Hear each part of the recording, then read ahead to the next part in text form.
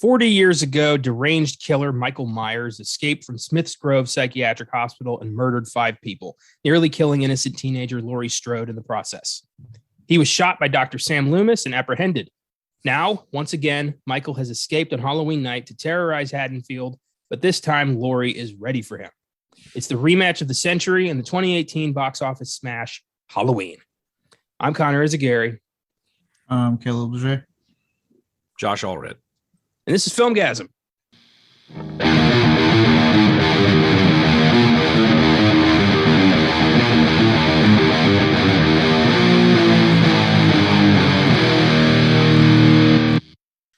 Happy Wednesday. Welcome to another episode of the Filmgazm podcast. Today we're digging into one of the best horror sequels of all time and one of my new favorites of the 2010s, Halloween, the sequel that ignored every film but the original Halloween and jump-started the franchise back to life.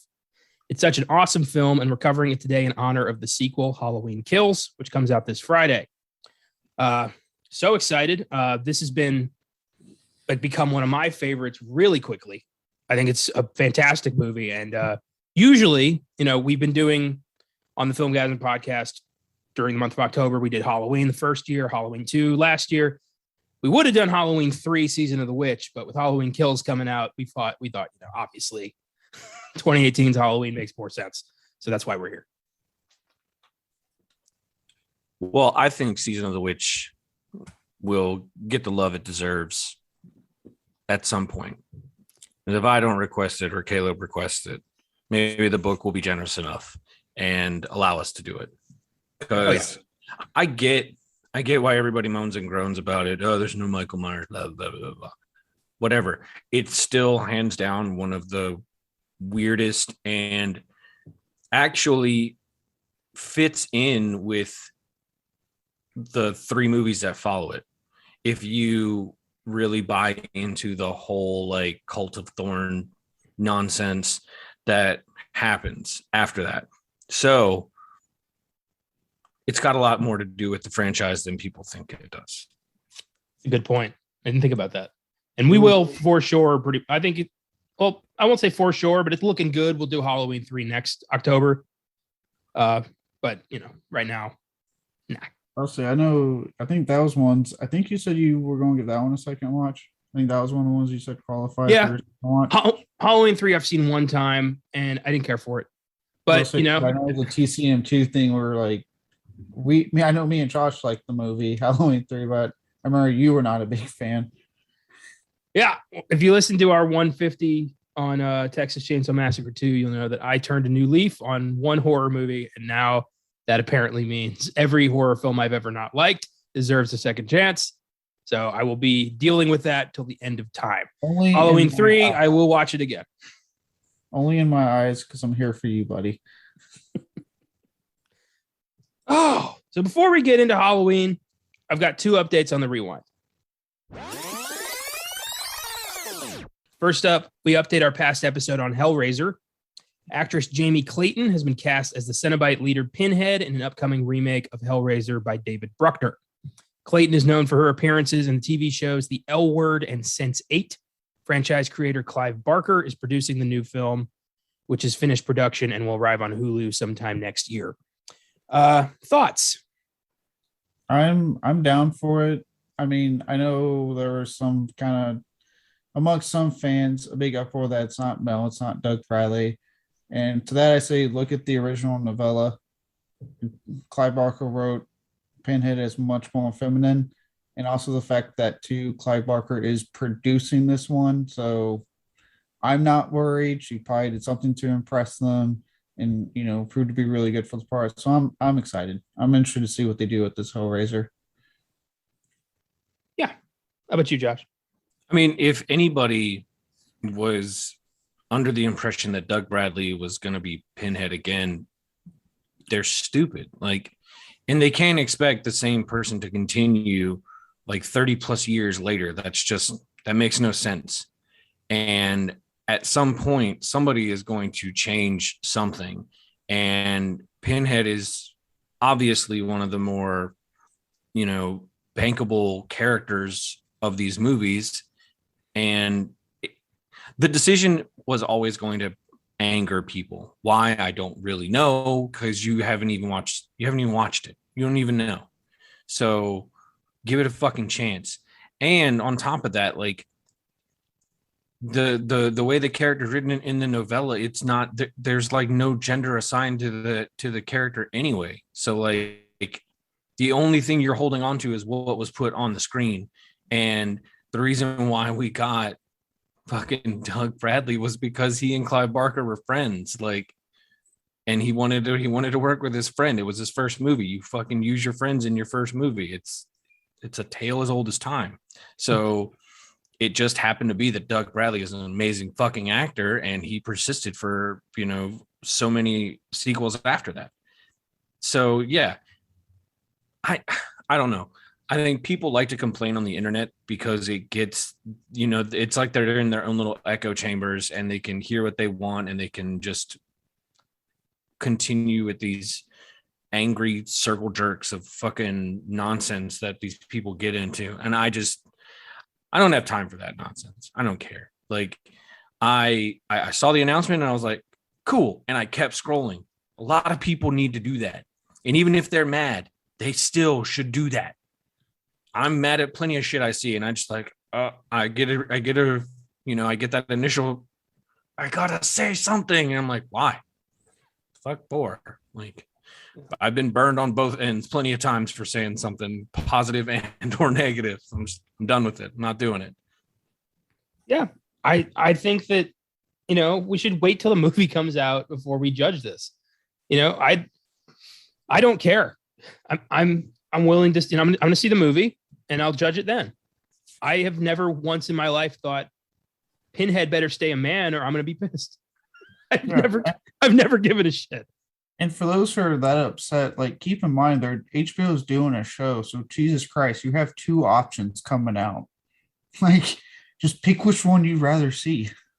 Or here's a third one: don't fucking watch it. Yeah, exactly. Like, like let's be honest and look at the history of this franchise anyway.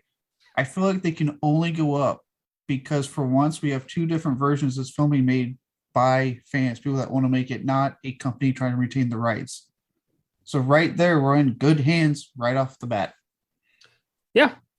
This will obviously Hellraiser, the new one, will be a part of sneak preview next year. And we'll judge that accordingly. And if the series looks good, we'll watch that too.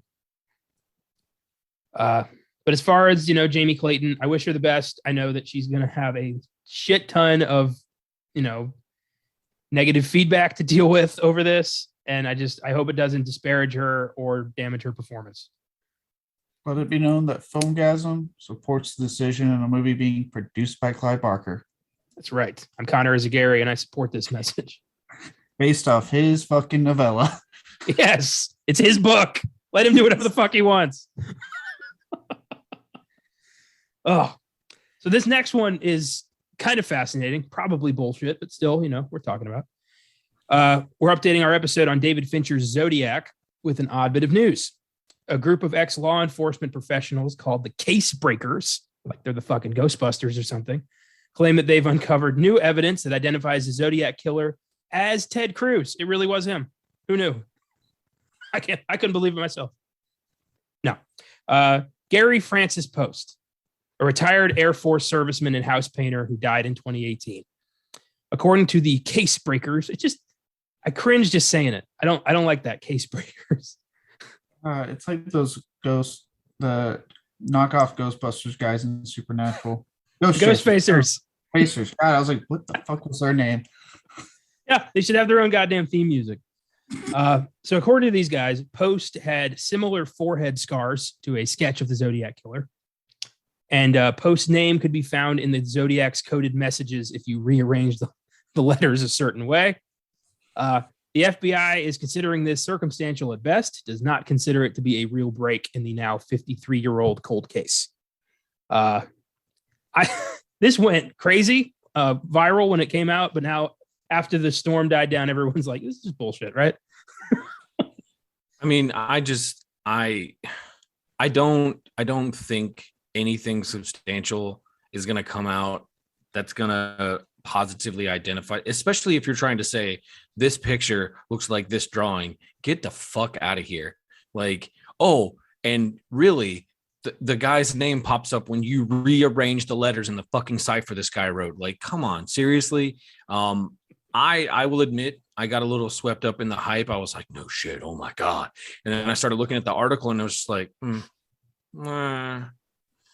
the who?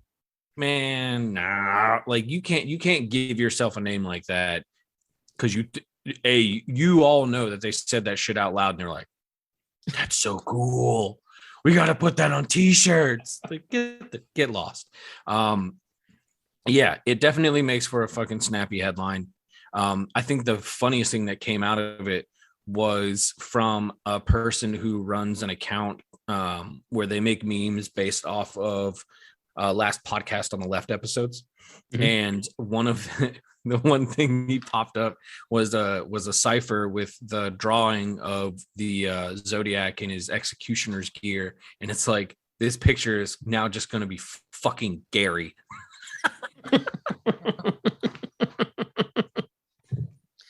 Gary, the infamous multiple murderer Gary. Yeah, it just doesn't have the same punch, you know. It's like, I'm the Zodiac, like I'm Gary, and I'm gonna kill him. Like, it just doesn't work. It doesn't work. It's not scary. I mean, look at BTK, or as he's known, as he's known to the rest of the world, Dennis. You know, you got to have that moniker. No one's gonna take you seriously if your name's Dennis or Gary, and it doesn't matter if you're killing people. You're a joke. You ever read his poetry? Oh God, no. But I believe you. It'll make you feel so good about your writing. I'll just put it like that. If you ever need a boost, go look that shit up.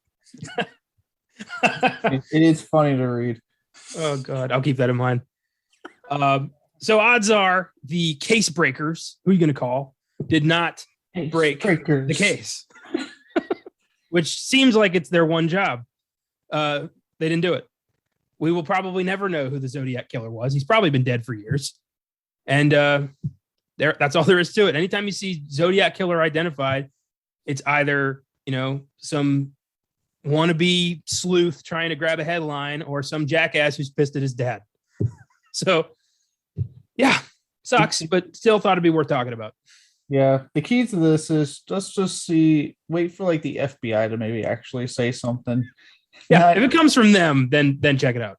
Yeah, may not case breakers, because like Josh, I got swept up. I was like, oh my God, no way, because I know you texted me and I was like, oh, yep, no way. I swept you up, and I'm sorry. Yeah, I read the article and I was like, wait a minute, this doesn't add up. And then like not a day later, I saw the next article saying FBI disclaims case breakers. I was like, I wonder why. Oh, case breakers. I can't get over that. It's ridiculous. It's like, you know, some Babysitter's Club bullshit, like some young adult series of novels. I feel like that's a group of people that when they saw that picture of the dude with the fucking scar, that they're like, that's why it was on Zodiac. I wonder if they had like names like fucking Voldemort on there. Like, could it be Voldemort?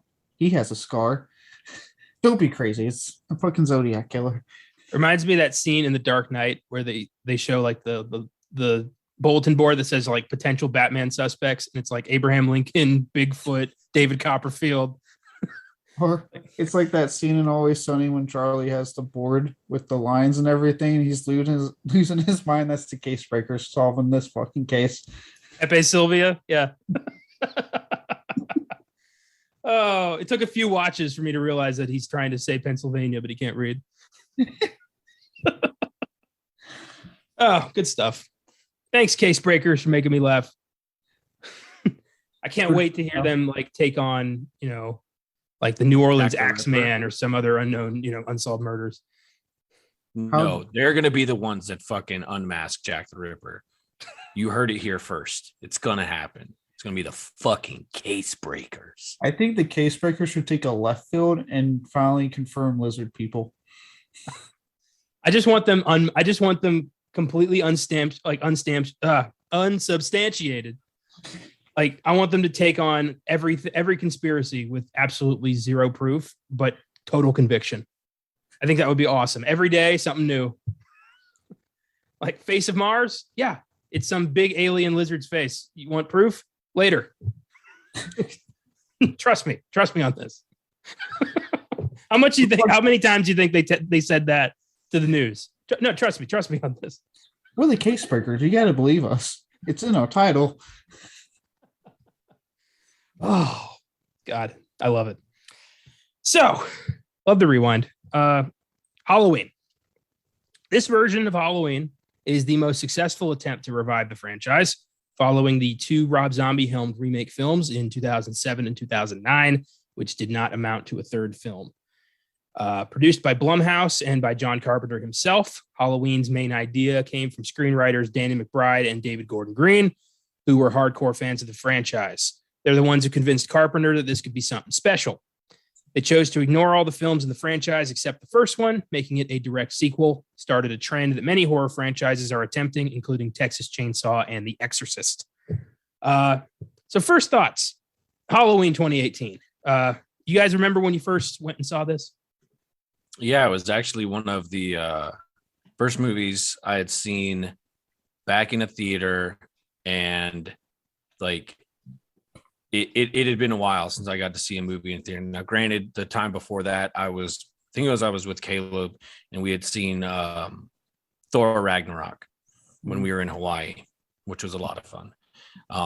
And actually, Caleb is involved in this experience because I believe, if I'm not mistaken, he was babysitting my kids so I could go and watch the movie, if I'm not mistaken.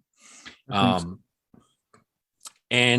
I remember, like, because I really try, and I was talking to Caleb about this before we started recording, I try to keep my mind as clear of anybody else's like opinions, even if they're just like, you know, a blurb about the movie that they saw and stuff like that comes out from a lot of the media outlets that get it before, you know, everybody else does.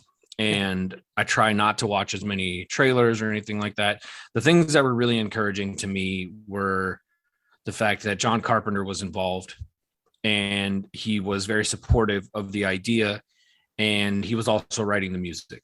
Those things, and Jamie Lee Curtis was on board, and she wasn't just doing this for a paycheck because she didn't need to. And those were definitely very encouraging to me. And I really didn't believe when I did read anything about it where David Gordon Green and Danny McBride were saying, well, we're totally ignoring everything that happens. And then when you watch the movie, they're clearly borrowing ideas and things from other sequels. And you're just like, well, why would you do that? And I'll bring it up as it comes along, but overall, I did enjoy it the first time, and I watched it again today, and I still have my gripes. Then again, I don't know what story you can come up for this movie that doesn't have some things in there that just serve a functional purpose, if that makes sense. Yeah, I agree with that. You know, things have to happen to get Michael and Laurie to confront each other in the third act. That, of course. And it doesn't always make the best sense. It's not always the best judgment. But I think you just got to enjoy the ride, because we've seen rock bottom with the Halloween franchise. And it's nice to have something that's, you know, got a lot of love put into it. Yeah. With this one, I saw it in theaters, like I do a lot of movies because I'm single and whatnot. So I got nothing better to do in my life. But you know, I remember the lead up to this. I was kind of like Josh, like when they first announced it, and it was announced that David Gordon Green was directing and Danny McBride was writing it. I wasn't like ew, but I was like, okay, interesting choice, because you know they were known for comedy. And I was like, but I like both these guys, especially Danny McBride, and they were coming off as big time fans of this franchise in the interviews. And you know, again, like Josh said, they convinced both Jamie Lee Curtis and John Carpenter to come on, not as a paycheck gig, but like genuinely excited by the script and what they did. So then that's when my excitement started to raise, like, okay, this might be something special. And you know, obviously the format's been copied now ad nauseum with the let's skip everything and just be a sequel to that original film. but this was like the one that just really did it well. And yes, again, they have elements of the other sequels in it, but I always felt like that was them trying to show in their fandom and finding a way to, storyline wise, or skipping the sequels, but we can at least homage elements and give that to the fans and a nice little, for the long timers that have been watching this year from the beginning. This is just one of their favorite franchises and they've been watching all of them. So I went in real excited and I walked out mostly happy. I had, watching in day, one element has slowly grown on me that it was kind of like iffy for me at first. It just felt more like we were talking about, like a more for plot advancement, less for story, but it's grown on me a little more. I don't mind it as much. But I mean, overall, this is definitely by far one of the best fucking sequels in the entire franchise. Cool. Very good. Very good. I'm glad you ended with that because I was starting to think, like, am I the only one who really enjoyed this? That's weird. But I had the coolest experience seeing this at the movies. I was working at Alamo Drafthouse at the time with Austin. And one of our managers dressed up as Michael and just hid himself around the building, scaring the shit out of customers and employees. And that was nice.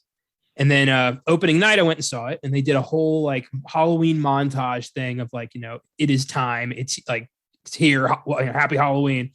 And the whole theater went dark, and a fake lightning strike and a spotlight shone on at the front of the theater, and Michael was standing there. And everyone went crazy. And then they did like some, goofy like light shit, and Michael vanished, and it was like, oh shit. So they went all out with Halloween at my theater, and I just was so happy. And then I enjoyed every second of this movie. It's very close to being my favorite. I praise. Yeah, I praise. And I've heard pretty decent things about Halloween Kills. I'm trying not to dig too much into it just so I can manage my own expectations. But from what I've heard, people like it. So I've heard really good things from the horror sites. Yeah. It's the non-horror sites, obviously, they're picking it apart. And then people, I guess, that aren't aware those are Halloween ends coming out. They don't answer all the plot threads, and it just kind of ends. And I'm like, well, yeah, there's a third one coming out. Yeah, this is an Empire Strikes Back situation. There's a finale. Yeah, it's like, calm down, be okay. And that's just an example of people who don't know horror movies shouldn't be covering horror movies. Like there was, I can't remember the dipshit that wrote it. This guy wrote a terrible article about a movie that had just come out. Oh, God damn it. Now I'm just going to lose my mind. But anyway, just totally like shit the bed and really like showed his hand that he has no idea what the hell he's talking about. And he got roasted online. It was really funny. Just stay in your lane. Like, and I don't say that in a confrontational way, but I'm not going to be the kind of person that's going to go out and try to find, the latest thing, Oscar buzz news, because that's just not my jam. So I'm not going to go for it. I'll leave that for other people who are enthusiastic about it. Let them have fun with it. I'm going to hang out in the gutter where all the other horror fans are, and I'll enjoy myself. Whenever we start digging into this thing, and again, like I said, a lot of these are just very, very minimal things. And it probably could have been mitigated if they didn't use words like ignore the sequels, because you can still make a direct sequel to the first movie, because this franchise alone has jumped around in continuity so many times already that it doesn't even matter. And you should just use what you want, because even if you're not, directly referencing it, you still have all that stuff to mine for something. I think they, I agree. Ignore the sequels, maybe not the best phrasing, but considering how convoluted and out of like hard to follow this franchise is. I think they just mined what they could, work into a narrative that made sense, which was fine. I'm glad they cut out the whole brother-sister shit. I thought that was totally, I always hated that subplot.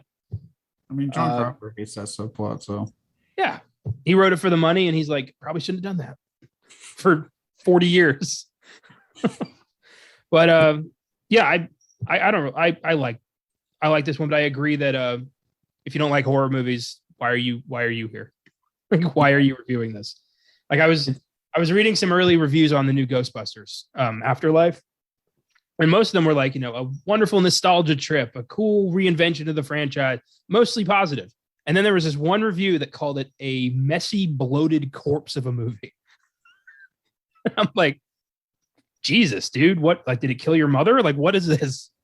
And the guy was just like, why would you bother mining this? And it's just like, I was just so cold. And I'm like, what? You clearly don't even like Ghostbusters. So like, why did you bother? Yeah, it's funny, talking about like, okay, like this reviewer that, just wanted to go after Ghostbusters, which is something I know Adam Green has talked about in the movie Crypt, like that reviewer that just for some reason feels the need to attack you personally, like you hurt them. Yeah. But also talking about staying in your lane, I told you already, but I know I haven't told Josh. When I went to go see Venom Let There Be Carnage, they played the trailer for Halloween Kills. And as soon as the trailer ends, and it's not like this woman's like going after me. It's not like she saw my tattoos in the theater when I'm attacking this human being right now.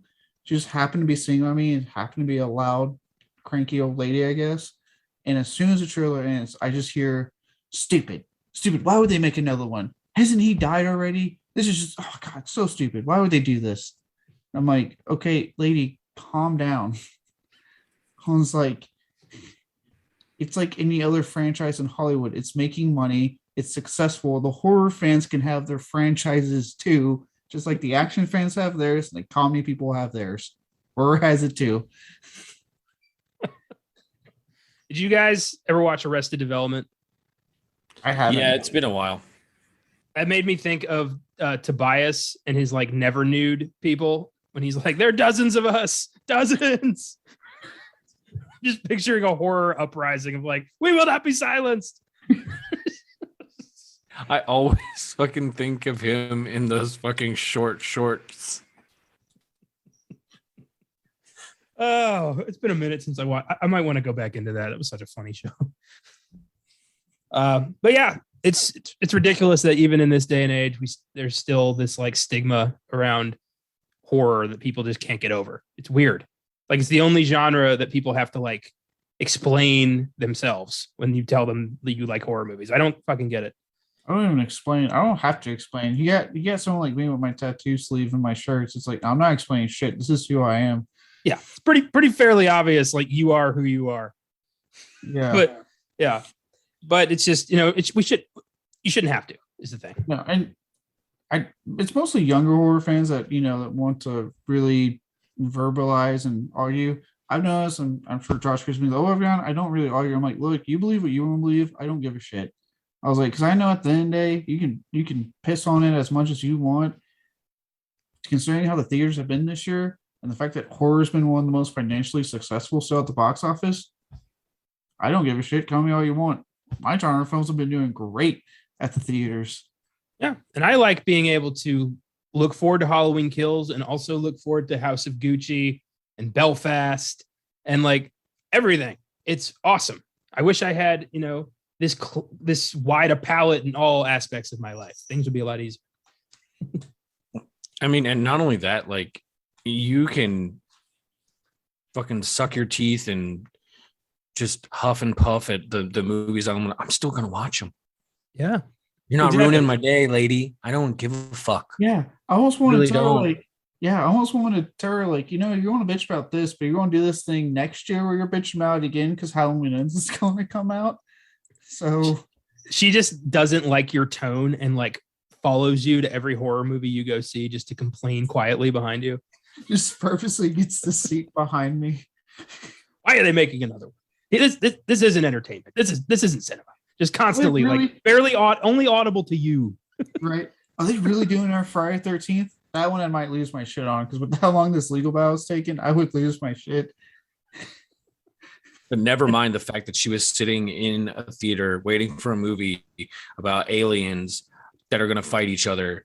And that movie trailer was ridiculous. Yeah. Venom is one gruesome death away from being a horror movie. Mm-hmm. So what the fuck? Yeah. Good point. I didn't even think about that. What's she doing there? She also kept her mouth shut when they showed the trailer for No Time to Die. And I was like, I know this is a different genre, but this is the 25th film they're advertising. You got nothing to say about that? This is some bitter grandma who got forced to take her grandkids to see a new superhero movie that she knows nothing about. Yeah. And as soon as the horror film came out, she just got infuriated for some reason. I don't know. Maybe Halloween. Why? Maybe her ex-husband left her for For Jamie Lee Curtis. For Michael Myers, I was gonna say. Some guy dressed as Michael Myers showed up to take her husband away, and she never got over it. Like, she lost her husband at a Halloween party. And it's just, I don't know. Sounds like the Triple X porn parody in the making. It hasn't already been made, let's be honest. It's probably been made like as many times as the regular franchise has. There's a new one every time. This is true. It's porn 2018. Yeah, makes sense. What's this new one called? Like Halloween Stabs or something like that? With a dick. Yeah. Yeah, I don't know where to go from Halloween comes again. Oh, God. The night he came on your face. Jesus Christ. Oh, boy. You opened that door, man. I opened that door. Yep. And we just walked right in. Oh, let's move on to the casting crew. Oh boy. The film is directed by David Gordon Green, whose previous directing credits included George Washington, Joe, The Sitter, Your Highness, and Pineapple Express. Not exactly the guy you'd immediately think of to rejuvenate a horror franchise, but way to go, Dave. Not just rejuvenate a horror franchise, he's becoming one of the biggest names in the genre now.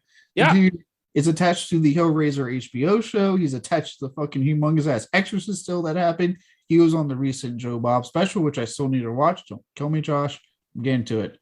But I think that's awesome. You know, he's clearly a fan who got to make his own, Halloween movie, and it's paid out in dividends. I'm excited to see what he does with The Exorcist. Yeah, he talked a lot about that. He talked a lot about how he was the kind of kid that was watching things way too young and kind of had to sneak out and watch stuff. And I really relate a lot to that. As a matter of fact, when he was on the show, he was wearing this Frankenhooker t-shirt, and Joe Bob asked him where he got it from. He's like, "Oh, you gave it to me." He was like, "What?" He was like, "Yeah, like you had this thing where if you wrote into he would send him one." He was like, "Oh, wow, you've kept it all this time?" He's like, "Yeah." So that right there shows you what kind of person he is. And after that night that he was on, I really had a lot more of an appreciation for what he was going for. And even with the little nitpicky gripes I have about the movie, I like getting to hear from him what he wanted to do and how it came about. It's really fascinating. Yeah, for sure. That sounds awesome. I love that he wore his Joe Bob shirt to the interview. That's fucking great. You guys keep bringing that up. I might have to maybe just bite the bullet and watch some of those. If you want to make it easier on yourself, there is now a Just Joe Bob segments on Shudder, and it's just his segments, if that helps, just to give you the taste. Maybe Christmas is coming up where I'll have nothing but time. So yeah, maybe. Yeah. I will say it definitely, from what I'm hearing about this guy and what we're seeing, I felt like he's probably always been a horror fan. He just got really lucky with comedy, and he got really successful with comedy. He understandably kept going, okay. I mean, at the end of the day, it's a job. You got to make money, right? Job's a job.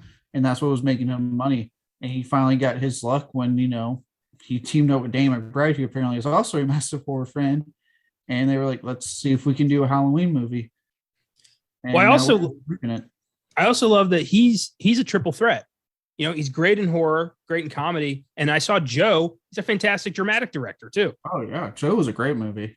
Like, way to go. This dude is going to be a major player in the next few years. And I'm so excited to see what he gives us.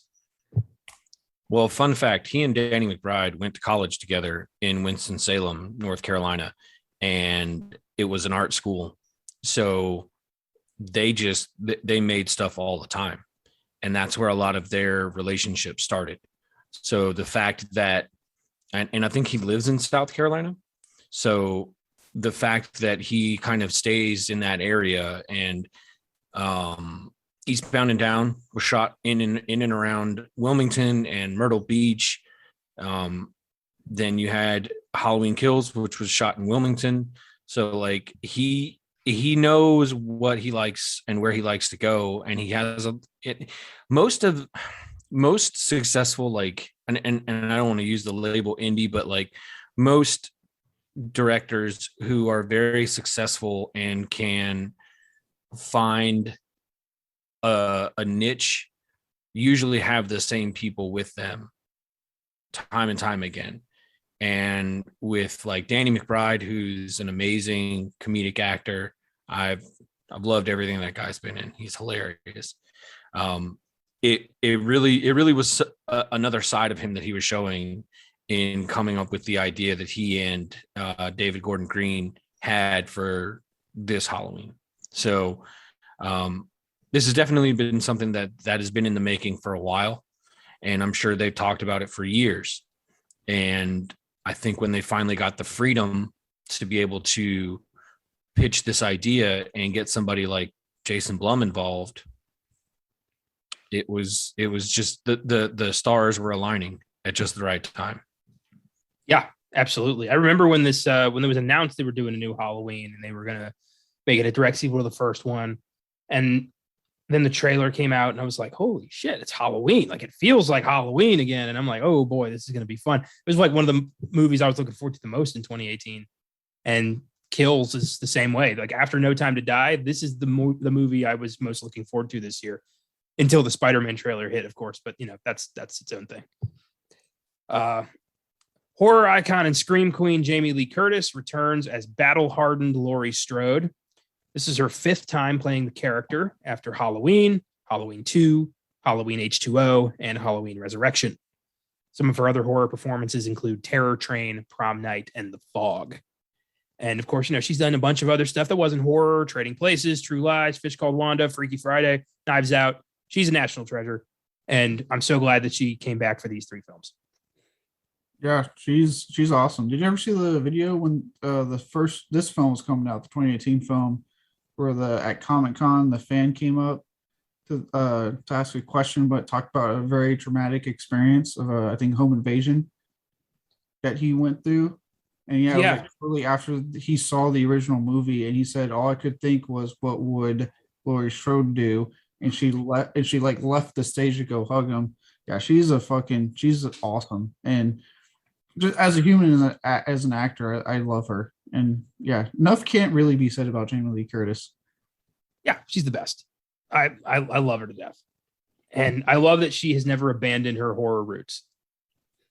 Yeah, she doesn't. She, you know, this is where I'd say, like, I get tired when people really try to dismiss horror in this regard, because it's like she was an outstanding performance in this movie. She doesn't ham it up. You can tell she's not sad to be here. She wanted to do this movie, and she wanted to give the character a justifiable arc, but also something for the audience to latch onto with a Laurie Strode 40 years later. So I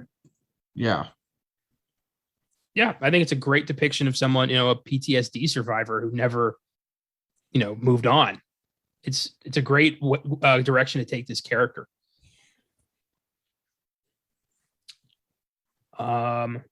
Judy Greer plays Karen, Laurie's estranged daughter. Greer has appeared in Ant-Man, Jurassic World, War for the Planet of the Apes, and she voices Cheryl Tunt on the TV series Archer. Also Arrested Development. She was the Kitty, George Bluth's crazy secretary who kept flashing everybody. Yeah, I think it's also interesting. Like, there's some comedic actors in this who are playing against type. That's really cool. Judy Greer, for instance. And she's good. It's always funny when I watch her because I'm like, I love Archer so much, and she's so like sexually explicit with her jokes and that. And you watch her in some like this or the Carrie remake or whatever she pops up in Jurassic World, and she's like the complete opposite. And it's always like that little whiplash I have anytime I see her. But I've always loved her. There's something that I've always liked. Yeah, me too. It's been a minute since I watched Archer. I'm so behind on that. I remember, I think the last season I watched was the one where like, oh, what's her name? Pam? Yeah, the big one. Yeah, the big one. Great descriptor, Caleb. Yeah, Pam, the big one. She was like, she was eating blocks of cocaine and getting like progressively slimmer the whole time. That's the last thing I remember. That was like their Smokey and the Bandit episode. I just finished watching the newest season thanks to the whole FX on Hulu thing. I was able to watch the new season. Nice. Yeah, I'll get back to that. Cool. So they did a really nice ending to Jessica Walters' character. Oh yeah, she passed. I forgot about that. Yep, they did a very, very nice ending at the end of that season for her. Good. Andy Machiak plays Allison, Laurie's granddaughter. She's set to reprise her role in the 2 upcoming sequels, and she was a relative unknown, which is what they wanted. They wanted to kind of recapture Jamie Lee Curtis in the first film, an unknown actress who catapulted to stardom. And she's really good, so I'm hoping she has a good career after this. So I'm hoping she keeps going places. The only thing I have issues with in this movie is anytime she says grandmother. I don't know why. So I've met no one that calls her fucking grandmother. So when she says, I'm like, just say grandma. Just say an actual human word. Yeah. I'm calling her grandmother to her face. Fuck me. I don't know why that affects me, but it does. Using your family members' full titles is creepy as shit. Yeah. Yeah. Unless you're like, 5 and figuring it out. Yeah. She comes in the house running from Michael, grandmother. And I'm like, just say grandma. You should have said grandmama. That would have landed. Grandmama. She could have been like Gam Gam or something dumb. I'm so sorry that you call your grandmother Gam Gam. Oh, good movie. I haven't thought about that in a while. That makes me laugh. It's okay. We'll just chalk it up to your drinking problem. I don't drink right now. Nick Castle returns to play Michael Myers, or The Shape, as he's called in the credits. Castle played Michael in the original Halloween and also wrote the screenplay for Escape from New York, because fuck yeah. And The Last Starfighter. Oh, really? Yep. Oh, right on. It's awesome. I love that he's an accomplished screenwriter. And that he came back for this. He's not, Michael during the physical stuff, but he's, bald 61-year-old Michael. He has a cameo in The Mask and everything. The scene where she sees him in the second floor window in his reflection. That's Nick Castle. Oh, that's great. Yeah. I love that. Yeah. I actually got to meet Nick Castle recently. What? Yeah. So I snuck away and I went to a horror convention, and I only did it for one day because I was very hesitant about even going. And it was really cool. Ken Foree was there. They also had Skeet Ulrich and Matthew Lillard.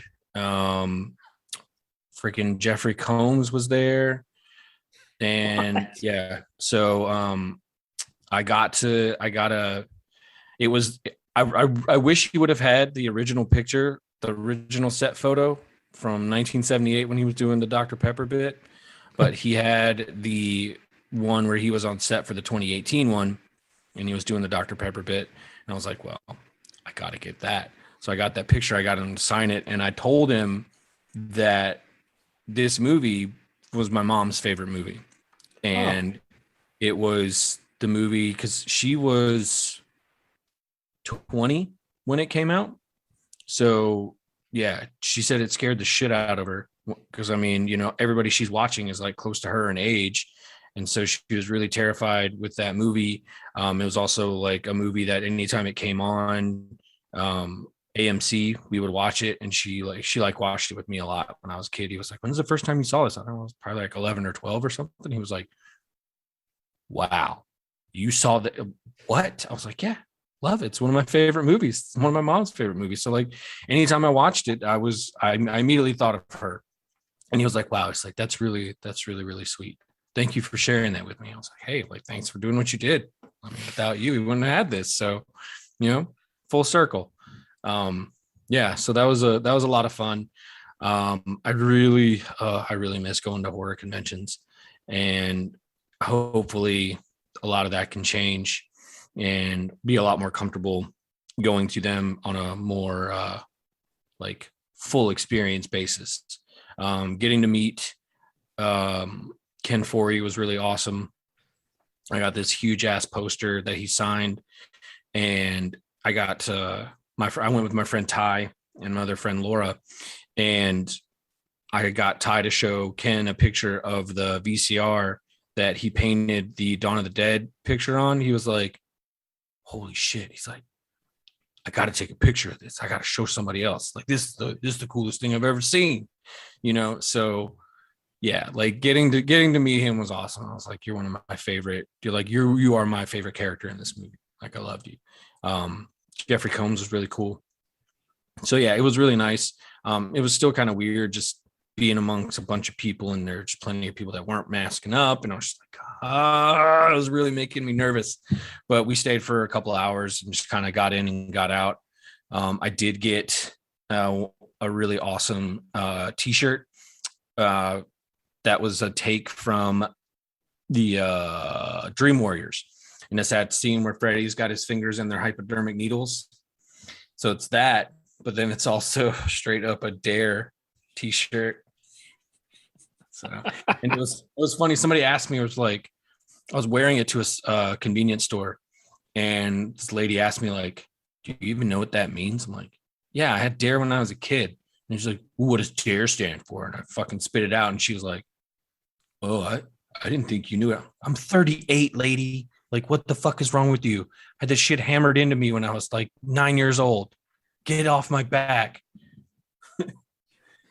But yeah. So yeah, I got to meet the original Shape. Okay. That is awesome. All of that was fucking awesome. Cool. That's why going to horror conventions is fun. And I'm telling you, for me, sadly, I won't be able to do it next year, but we all have to go. I want to make it happen. Fucking, we all need to hit up Texas Frightmare, because that is one that I really, really, really want to go to. Don't worry, I'll go next year for you, in your honor. Fuck you. Just give me something you want signed. I'll make sure to get signed for you. Yeah, well, if I'm available, don't worry. We'll communicate and I'll make it happen. But yeah, no, I definitely want to do that, because even if you've never been to a convention of any kind before, Connor, going to a horror convention, it's something else. So much fun. I've done Comic-Con a few times, but I did a very small horror convention in San Antonio like 8 years ago called Monster Con. That was very minimal. I don't even think they had guests. And I was kind of like, well, this kind of blows. But I got to do the right ones. And I know you guys know the right ones. So definitely, yeah, I'm in. So we did a CryptCon in Seattle, and that was so much fun. We did it twice. First time one day, second time all weekend. So much fun. I'm itching to do one when I get over to you, Josh, big time. Very much itching to do one on the East Coast, because I know the East Coast has a bunch of good cons. Yeah, they're a little bit more to drive to. You're looking at like, there's one in Maryland that they go to. If you want to go farther, there's one in Jersey. There's at least one in North Carolina. There's even one in Tennessee that they have, and there is one in the town that I'm living in right now in Williamsburg. Its main function is like a charity. It's called Scares That Care, but they still do guests and they still all that stuff. But a lot of the proceeds from the ticket sales and stuff like that go to a charity that like helps out people with medical conditions and things like that. So it's pretty cool. I'd be down for that. I'm itching because like Crypticon, got shuffled around this year. And then like when they shuffled it, they did it to September and I left in August. So I was like, fuck. So Well, one day the cons will return and it'll be glorious. they will, as long as, people can just do their part. But that's a different discussion for another day. Yeah, I bitch enough about that in my day to day. This is recess. I need to escape it with what I've texted you, what I've briefly texted Josh. Yeah. About my time here. Josh is mainly on the let's not talk about politics at Thanksgiving text, which I did talk to my parents about that today.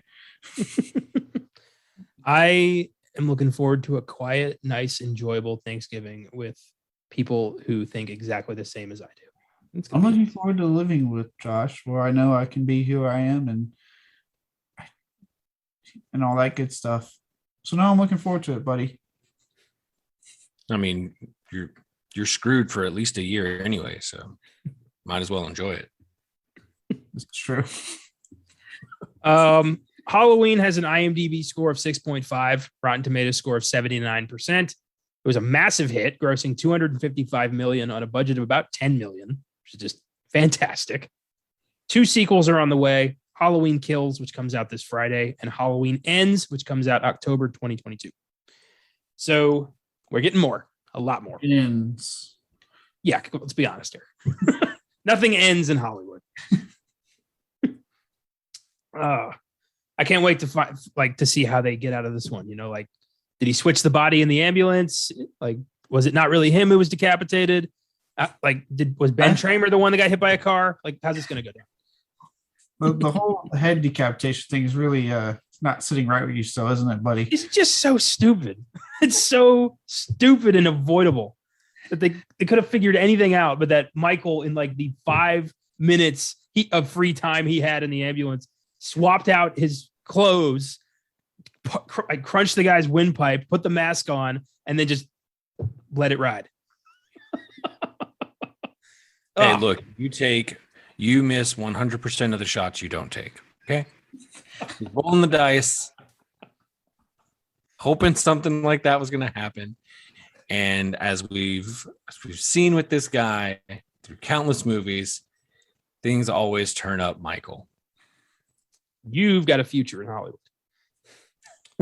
If a horror franchise have taught me anything, it's actually good to be the villain, because apparently life is good for you. You always come back to life in the most insane way possible. Yeah. You're the one who gets the Funko Pop. You're the one that kids dress up for Halloween. I have a Michael Myers Funko Pop. Did they even make a Laurie Funko Pop? Probably not. Probably not. Probably not, but I'm sure they're thinking about it. They should. I know I'm getting a Fright Rags action figure of Laurie that should come eventually. Nice. Good for you. I love those eventual gifts. Yeah, they're having manufacturer overseas issues. I read their latest pre-order update, so hopefully it's coming soon. Bob action figure. Oh, still waiting on that one. Yeah. And Darcy. I remember you telling me about that a while ago. So keep me updated. I will. I'll be very excited when I get in the mail. Nice. So highlights of Halloween. I just want to point out that this so far is my favorite version of the theme song. This has my favorite score of the Halloween franchise so far. Yeah, it's definitely the highlight of the movie for me. I think that was what was really like guiding me throughout. Not only that, it was Carpenter really like leaning into the score from the first film and playing with it and doing different things with it, but still keeping a lot of the same notes. Like there were parts where he would like intentionally like slow down the piano to like the da da da da da, like, but it was still the same theme. And it's one of those really great things about music in film and repetition, and how it just constantly is looping through your brain, and it just becomes this earworm. And I didn't realize this until I had listened to Jamie Lee Curtis on another podcast that you actually might be interested in, Connor. It's called the King Cast, and it is all about Stephen King books and films. And the two guys who do it, Scott Wampler and Eric Vespi, are really knowledgeable about their King shit.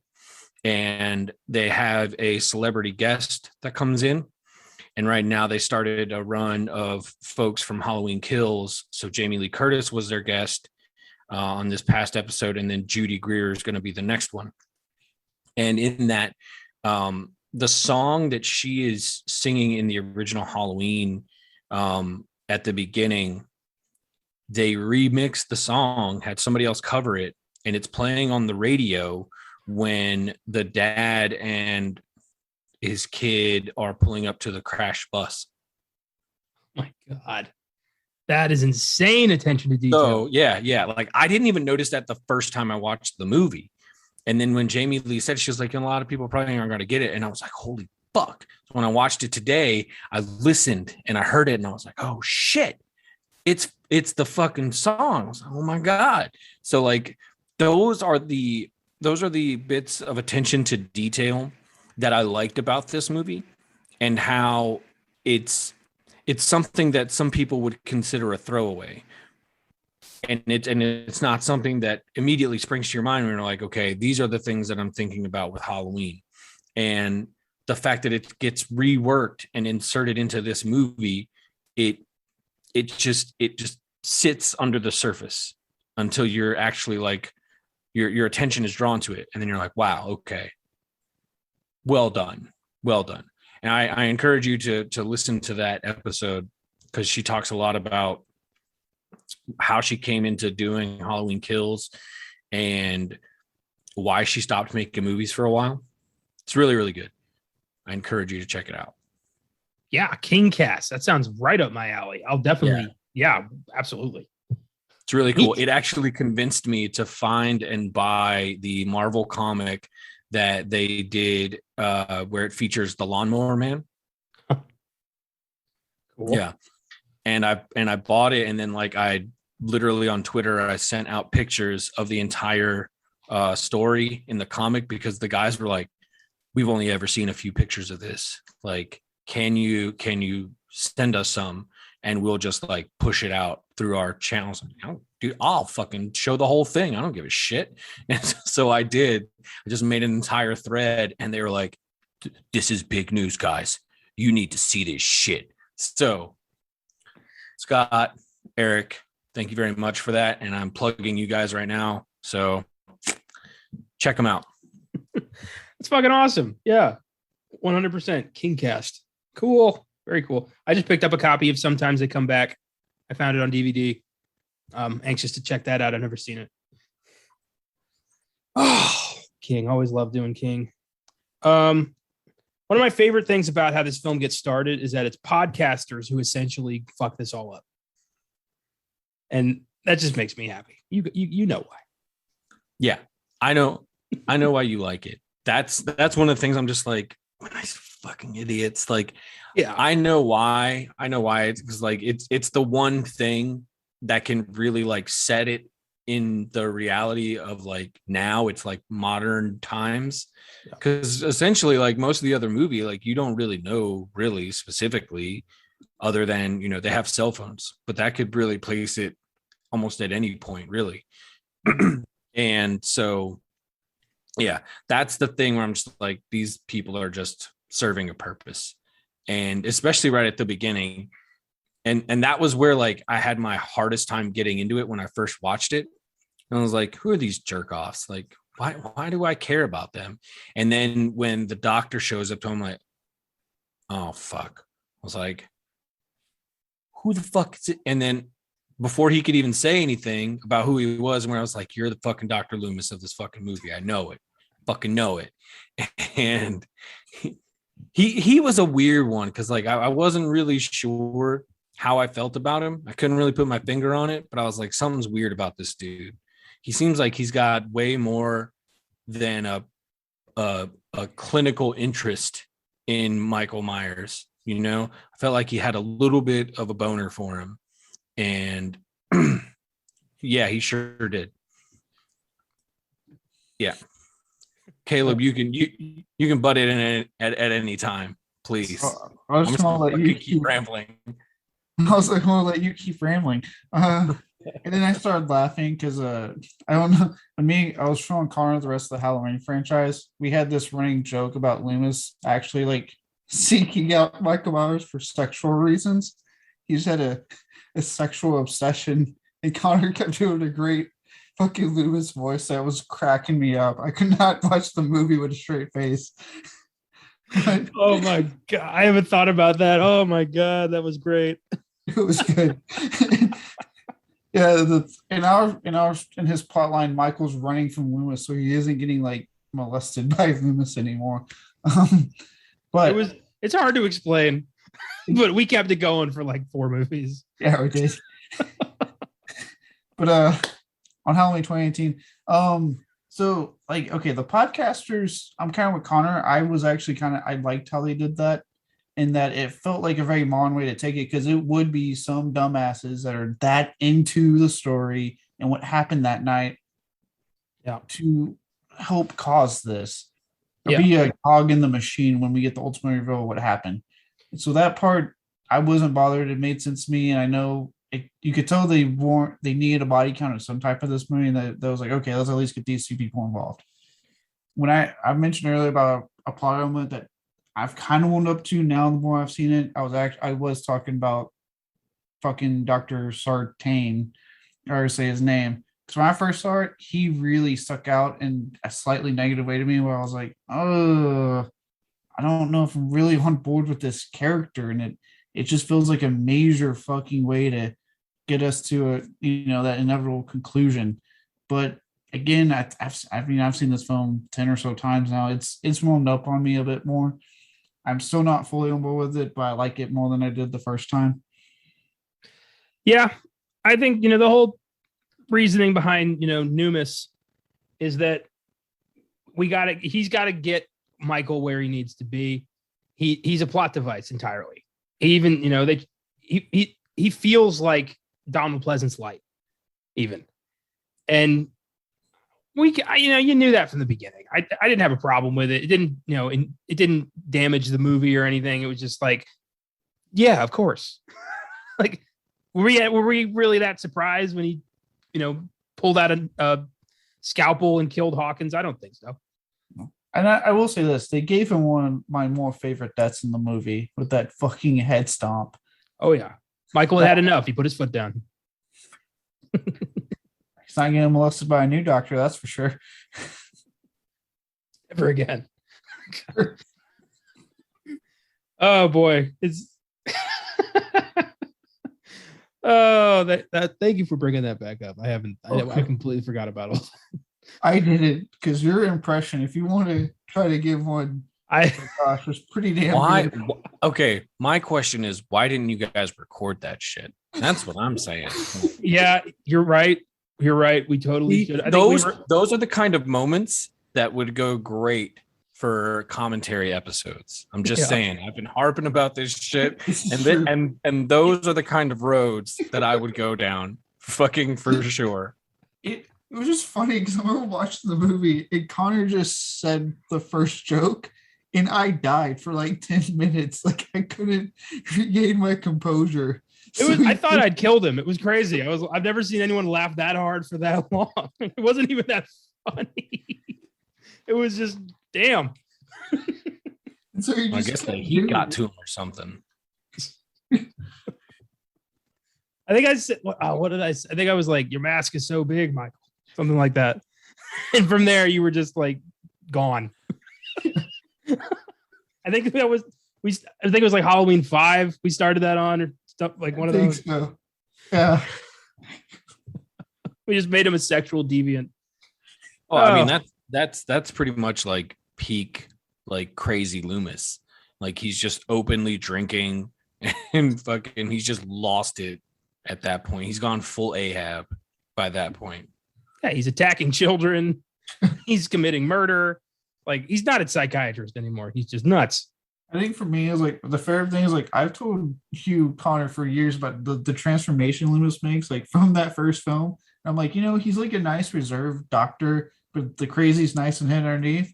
But like Halloween 4 and 5, all slowly goes out the window with his character, and he's just full on crazy. We need to stop Michael any way we can. So finally having you see that, I was like, oh, okay, you're witnessing it now. Yeah, a lot of things made sense to me. Good times, very good times. We might, if we end up doing some kind of commentary, we might have to replicate some of that just to see if we can. Question: do you think Laurie crashed the bus? No. Okay. I mean, the whole reveal with Sartain kind of reveals that he had a plan in motion. So he did something with the bus somehow. True, but then like he seems so surprised at the whole thing. Like when the cop shows up and like when he gets accidentally shot and all that. Well, okay, you would be a little surprised if a kid shot you, I think. Fair enough. But like you got, Laurie looked like, possibly drunk, waiting outside the hospital. I don't know. I think if she didn't do it, she might have been thinking about it. I think she was like, I mean, because the whole time she's waiting for this to happen. She's been waiting for this moment to happen for 40 years. And I think it's a case of like, she kept thinking about it and kind of it just willed itself into existence. And I think the doctor probably thought that he was more safe than he actually was for some dumbass reason. Like I don't get it. Like he had I think he was just blinded by his passion for Michael Myers and thought that he would be safe. Yeah, exactly. He ended up fucking getting squashed for his fucking troubles. Well, as Caleb and I learned through our marathon, doctors often find a passion for Michael. Yeah. I mean, that mask, you can really just see what you want to see in it. Yeah. Well, see the darkest eyes with that mask. You're probably right in that, Sartain crashed the bus, or at least like planned it out. Honestly, he had something planned. I mean, because like I said, he probably put on a show for the cops. As far as getting shot, I mean, that was on him. That fucking idiot. Look, you've spent a good chunk of your life in Texas. I was raised in Texas. But let's just be honest. We know a thing or two about guns. I feel like we all know a thing or two about guns, right? What you should never do is jump out of the open randomly from a kid, go, don't shoot, and surprise the fuck out of him because he's going to fucking shoot you. That's on him. He was a fucking idiot. I was thinking exactly that when that scene happened. Like, why would you do that? You should have stayed hidden, said don't shoot from behind cover, so then the kid could have at least had the surprise and then calm down. Yeah, exactly. Another thing that really bugs me is the way Karen constantly talks to Laurie like she's senile or a child. Like, is that the best way to do this, mother? Like, because the world is full of love and laughter and rainbow, whatever the fuck she says to her mom at the house. I love that she's like, the world is a good, fair place and full of laughter and get the fuck out. It's basically what I love it. Like, well, I think she plays the fact that she's really fed up by all of this, and she doesn't believe Laurie at all that anything like this is going to happen. Yeah. And then when it does, it's really interesting to see how she makes that turn. And it really comes in just a really weird way. I wasn't expecting her to come around the moment she did, but it was like when it did, like she just committed fully to making sure that this plan was executed. Oh yeah, I did like that moment when when she starts crying. She's like, "I can't do it, Mom," because you're thinking, "Oh God damn it, he's He's right there. Fucking take care of it. And the moment he pops up, she just quickly cuts off and goes, got you. And I was like, I remember watching the first one going, fuck yeah. That's what I'm talking about. He's a broad guy, had plenty of target, and she like nicks him on the shoulder. I was always like, fuck, damn it. Well, I mean, look, he's a strong man. He took out that whole hiding island thing. That bit freaked me out more than anything, that he is strong enough to rip the fucking door off a panic room. And he was missing 3 fingers when he did it. So, I mean, or 2. He was missing 2 when he did that. And so, he had been like run over, shot, stabbed. Like the most you see him do when he does it is he pauses for like a second, kind of like looks slightly annoyed, like it's not breaking, and then just goes right back at it. I swear to God, like I have a sound bar. I swear to God, I heard a kind of like a grunt of like, damn it. When he did that. Like, yeah, I love that bit. It's just really shows how unstoppable this son of a bitch. He's like the Kool-Aid man of evil. Oh yeah. Oh no. I also find it interesting that Michael has no problem breaking a child's neck, but he draws the line at killing a baby. Yeah, you know what's funny? I remember when that scene happened. Again, the internet being the internet, people were like, "Oh, why would he kill the baby?" Blah, blah. I'm like, okay, yeah, let's really look at the franchise as a whole. I was like, technically, he never killed the baby. Whoever the baby was at the very beginning of Halloween in 1978. Oh wait, that wasn't even a baby because that's right, they added. But throughout the series history, he's not really been a kid killer, except for literally the one kid in this 2018 one, and if it's his niece. But he's a in the way killer. There's no in at least in 78 and 2018. There's no plan here. There's no hunt. It's just whoever is in his way is going to die. Yeah, and think about it. In the original film, he never went after Tommy. He never went after Lindsay. Like he never bothered with them. He just went after the babysitters. So it's like, yeah, this kid was in the way. Kid had a gun, was looking for him. He took care of business. The baby's just there. He's not going to worry about the baby. He's going to just keep leaving. And also, this rating skyrockets to X the second Michael Myers plunges a kitchen knife into a crib. Yes, Yeah. I want to see the film in theaters. So yeah, I don't care if he didn't kill the baby. Does not bother me one bit. It doesn't. I just find it interesting that like not 5 minutes earlier he strangled a kid and cracked his neck and like with one hand.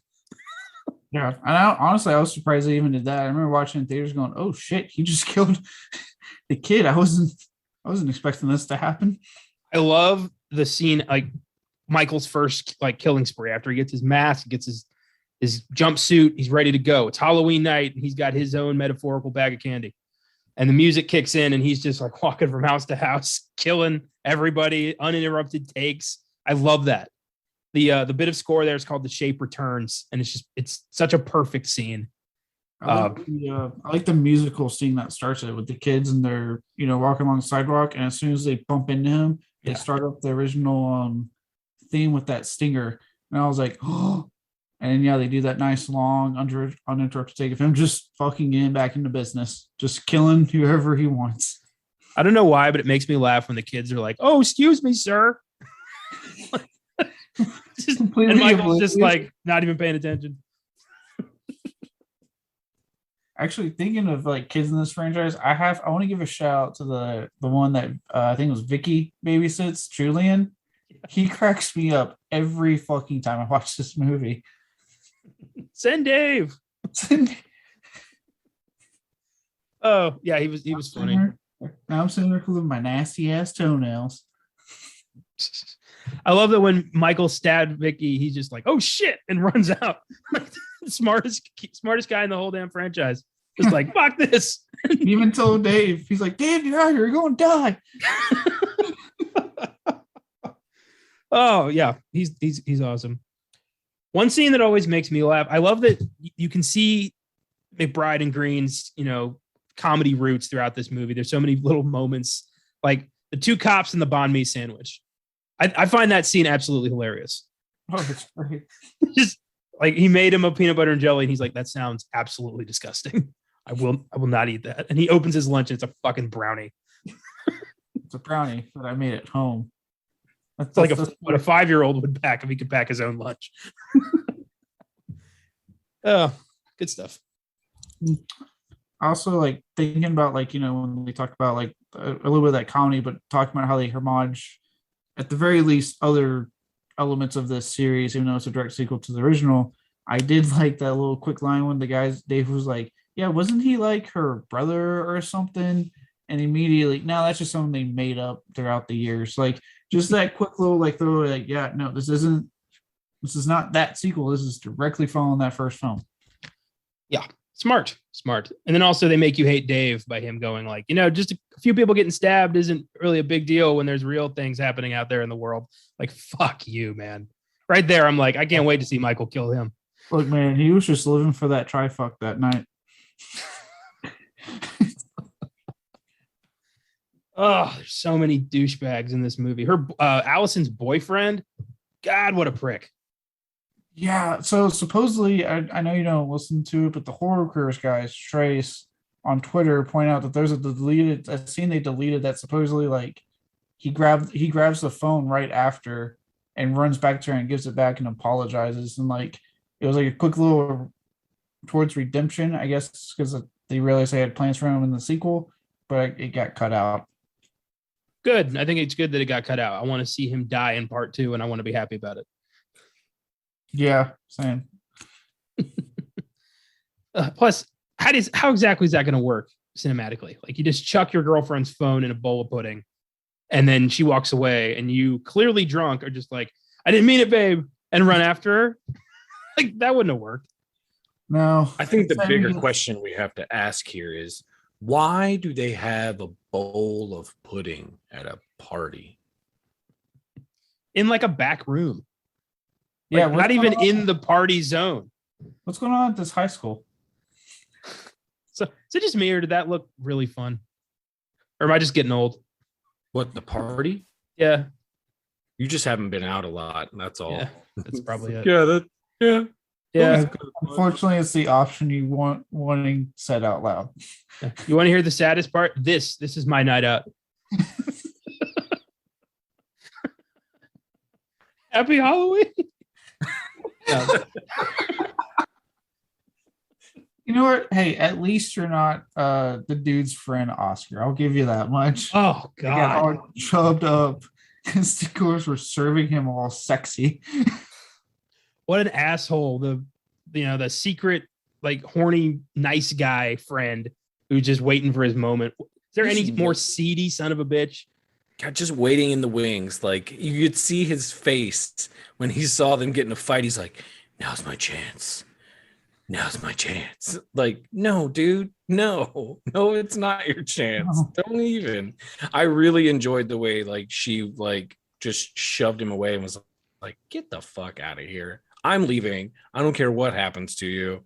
And then when he was literally screaming for help, she's like, stop fucking around. Like, what's wrong with you? Well, I love when he sees Michael and he's just like, "Oh, sorry, sir. I'll get out of your yard. I'm just having a bad night." I'm not trespassing or anything, dude. You're acting really sketchy right now. I would have laughed if like Michael just broke his silence, like took his mask off, sat down with them. Hey man, you can't be doing shit like that, all right? Or better yet, doesn't break silence or take off the mask, just sits down next to him, puts his arm on him, and just gives him kind of a like, like I get it, kind of, grunt. Like that should be this film. Like if you're just a sad sack enough, Michael won't kill you, and that's almost more insulting.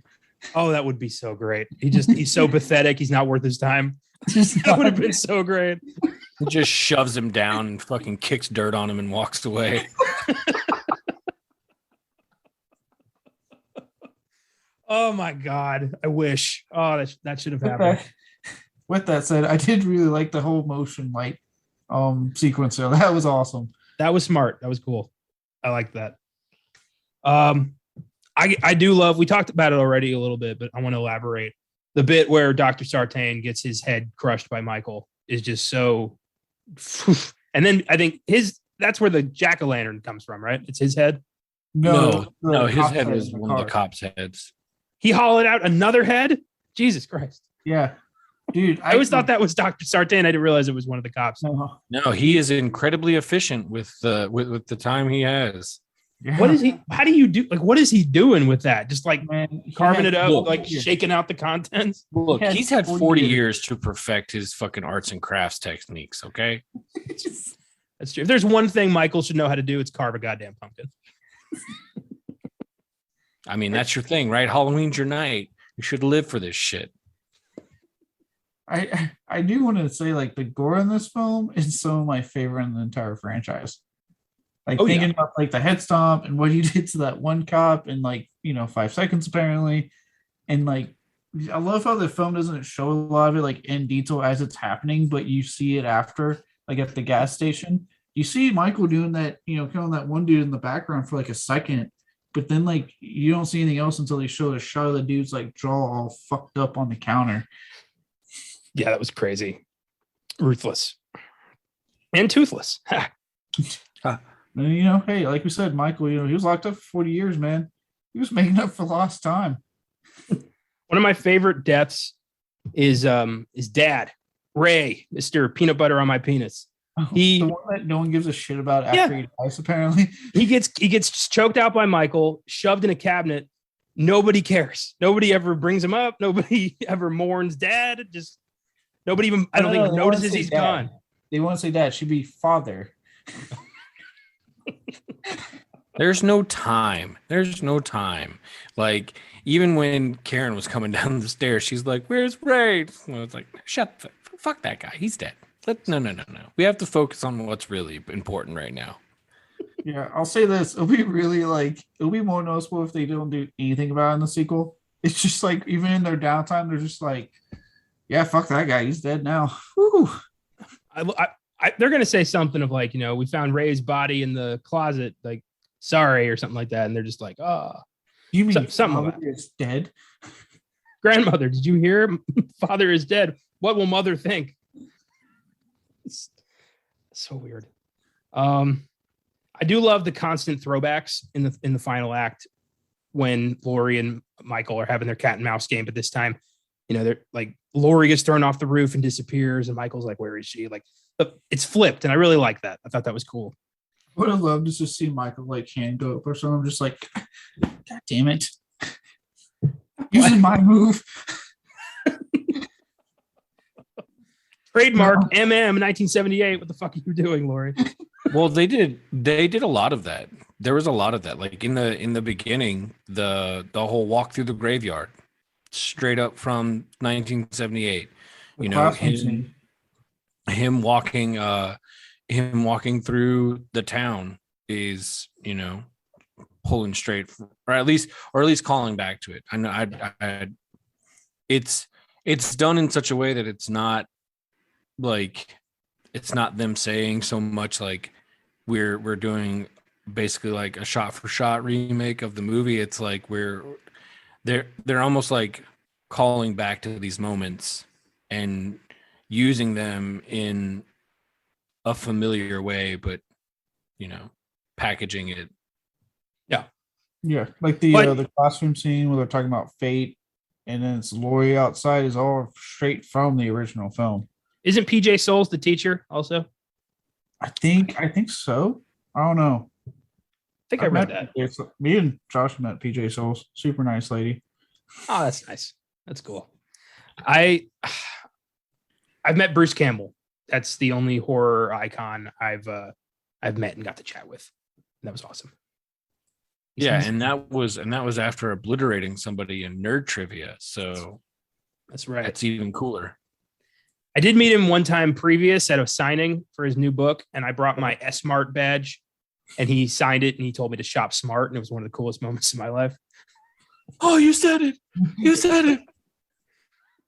I remember when PJ Souls said totally to me.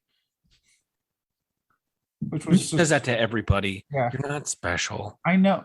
Fuck you.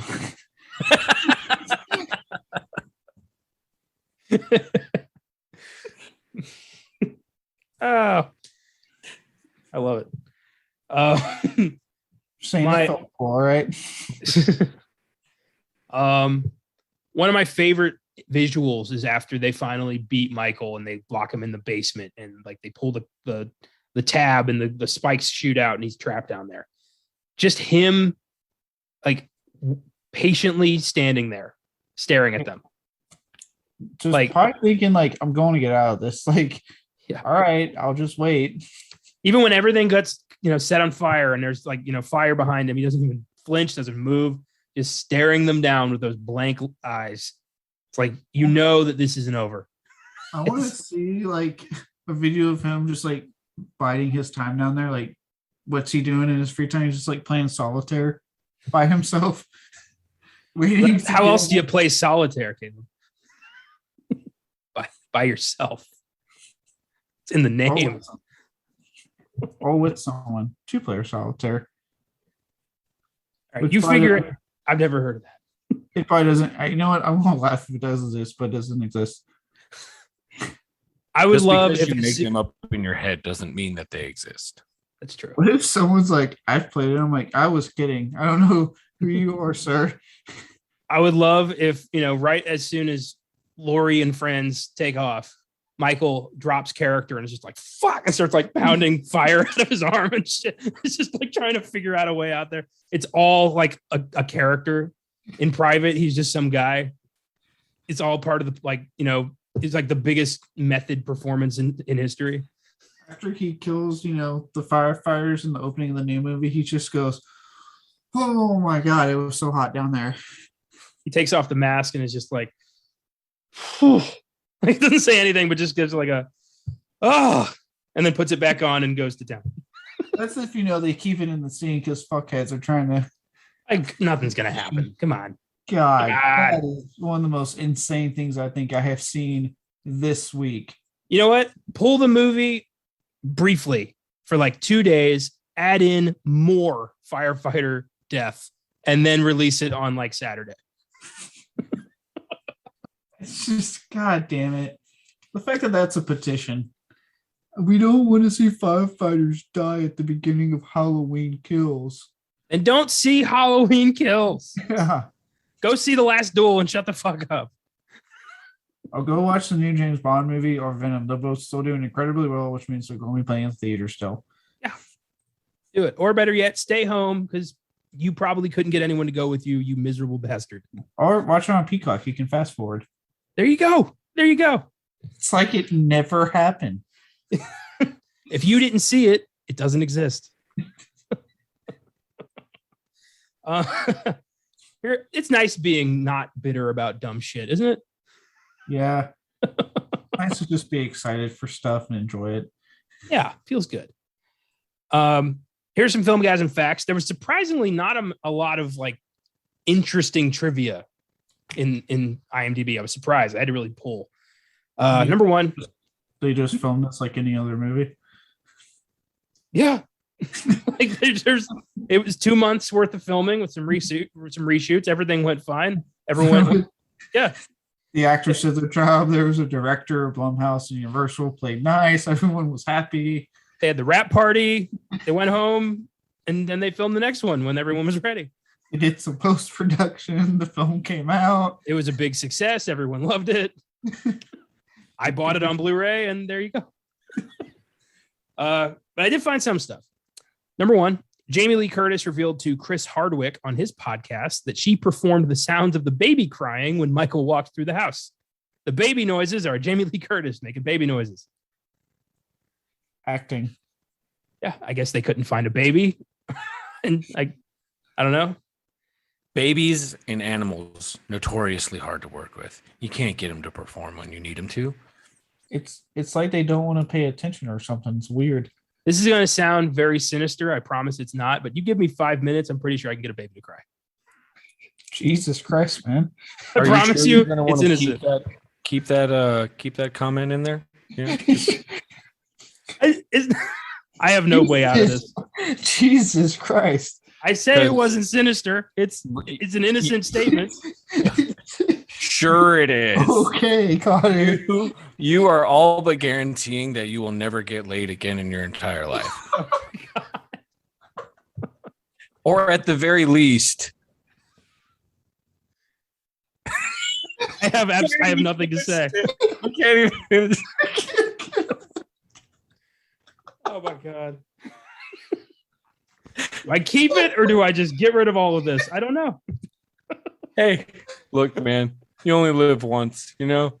Fuck it. You play it safe all the time. Yeah. Just hope that if you're dating somebody, they don't listen to this episode. I'm not saying I'd like shake it or stab it or something. I'm saying like, Whoa. fuck it. There's no way to make this one nice. No, man, you keep sinking your own ship. The hole is dug. I've jumped into it. Fucking bury me, okay? Jesus. I'm sure he's a nice guy, ladies. Okay, just don't judge him solely on this stance. Oh, Just don't bring any child around him. This is all gone. I'm not risking that shit. Oh, dear Lord. It sounded so innocent in my head. It really did. I don't know how. I don't either, actually. Okay. It's been a long day, Connor. It's been a long day. Number two. Right before the father and son find the crashed bus and the escaped Smith's Grove patients, the son is telling his father about how much he enjoys his dance classes. Prior to his involvement on Halloween, director David Gordon Green spent almost a decade working on a reimagining of Dario Argento's Suspiria, about the horrors going on inside a revered dance academy, eventually leaving the project due to budgetary restraints and legal concerns. An updated Suspiria was eventually made, directed by Luca Guadagnino, who'd personally hired Green to direct the film first when he was working on it as a producer, and the film came out a week after Halloween. It's kind of neat. I didn't realize Green had spent so long trying to get Suspiria redone. Yeah, I remember when Blaise Gussie was reporting that remake. Yeah, his name was attached to that for a while before it was announced he had left. I remember seeing Suspiria in development for quite some time on IMDb. I just wasn't paying attention to names. Number 3, working titles included Halloween Returns, which is what it should have been called. Halloween H40, 40 years later. And Halloween, The Wrath of Michael Myers. Ignore all the sequels minus H40, which is clearly ripping off H2O, and is subtitled Wrath of Michael Myers, as if we haven't already had a revenge, a return, and a curse. You know, as stupid a title as H2O is, at least it makes sense. At least there's a pun there. H40 means nothing. And even like, just think about the Wrath of Michael Myers. Like, God damn it, we've had him return. He's gotten his revenge somehow. We found out about his curse. What wrath are you talking about? Isn't the whole damn franchise The Wrath of Michael Myers? Yeah. I would be cool with Halloween Returns, actually. I think that would have been a badass title. Halloween Returns, Halloween Kills, Halloween Ends. Flawless trilogy right there. I give Halloween a 9. It's such a great successor to the 78 classic, has become a staple of October all on its own. I watch it every year now, and I love this movie. Yeah, I give it even an 8 still. It's very close to 9, but they just knocked it out of the park. They really made a film that both continued a story that they want to tell, but honored a lot of the past elements of the franchise, gave us, one of the best takes on Michael Myers in the series. And I love this movie. It's a great fucking sequel. I'm probably going to be the lowest of the group. It's a 7 for me, and not in like a really like bad way. I just feel like for what we got, it's better than fucking Trick or Treat Motherfucker, aka Halloween Resurrection, which admittedly that bar is very low. What shines in this movie is John Carpenter coming back and doing the music for it. Jamie Lee Curtis really owning Laurie Strode once again, and it's a very very brutal movie, and really takes Michael Myers and makes him kind of scary again. Yeah, kind of just treating him like a shark that's just out there and he's on a feeding frenzy. So hopefully, and admittedly, I think this is like the third time I've seen it. So maybe it'll grow on me a little bit more. But yeah, I'm excited about catching Halloween Kills. I've got a ticket for Thursday night, so I will see it then. And yeah, let the mayhem continue. Happy Halloween. Thanks for listening, everyone. If you enjoy our shows, feel free to follow us on Facebook, Instagram, and Twitter at Filmgazm Productions. If you want to suggest films for us to check out, email us at filmgazm@gmail.com, or of course, you can send us a message through our socials. If you want to support the show via Anchor, you can click on Support This Podcast on your preferred podcast provider. All donations are appreciated. Thank you very much. And if not, if you just love listening to a free show, all the best. Next week, we go back to the cycle to check out my pick. Two kind but naive hillbillies go camping in the woods only to be mistaken for psychopaths by a group of misguided asshole college kids. Miscommunication leads to a whole lot of death in the 2010 horror comedy Tucker and Dale versus Evil. One of my favorites, and I cannot wait to talk about it next week. This is such a funny-ass movie. Oh, yeah, I'm looking forward to talking about it. I love this movie. Go ahead. I was gonna say, admittedly, this is one that I was not too fond of when I first saw it. So I'll be interested to see what you guys say about it, and I might just watch it maybe sometime this week just to revisit it. Okay. So with my pick, this cycle's over, and we've all picked new stuff for the next cycle, and those will be, they will come up in the next few months. In the meantime, get your tickets for Halloween Kills and keep watching movies.